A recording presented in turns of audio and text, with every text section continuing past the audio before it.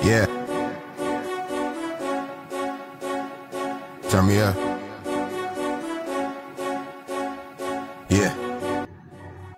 So, bali, sa isang set may 1 minute to 2 minutes. Ano tayo, interval. Parang pahinga tayo ng 2 minutes. Siyempre, mag-exercise kapag gising mo para ganahan, mag-gising-gising yung mga ugat-ugat mo. Kasi ganitong taglamig, panigurado ang tukin pa rin tulad. So, next naman natin is dito guys. Diba yung anong tawag dito, biceps. And medyo awkward yung ano na ito guys, position. I remember being down bad, now y'all gotta pay up. Put your money where your mouth at, ain't got time to wait up. Wait up, I just stay down for it. It's a layup, never need a rebound for it. Lamborghinis and Balenciagas. If you see me, it's a problem. Baddest woman and they dripped in pride.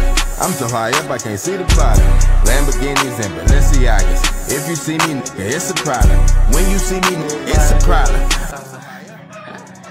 So, bali nakapag-stretching na ako kanina pag-isip ko. Hindi ko lang na-videoan.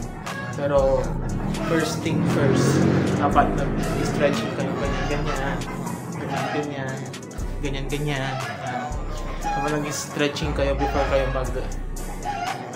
resistance band. Okay. Mahalaga yan. So, ayun. Nararamdaman ko na yung punit, yung init dito guys. Nararamdaman ko na.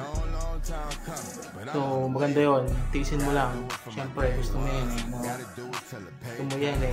Gusto mo magpa-buff. G. Tapusin na natin yung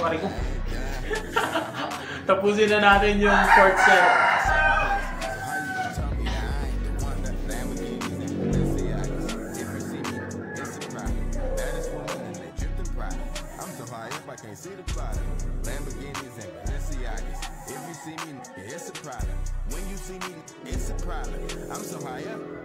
Para lang nabubuhat ng dumbbell. 4 sets, 13 reps.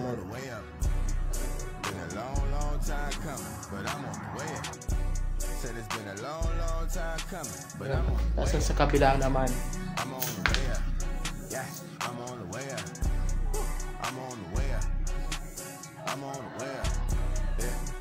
So bali yun lang guys. Ganun lang daily. Kung ano yung gusto mong i-build, nagfo-focus ako dito. Kasi, yun nga, gusto ko nga magkaroon ng shape. So, hanggang sa muli, mga Mards and Pards, Tito Gab. Yeah.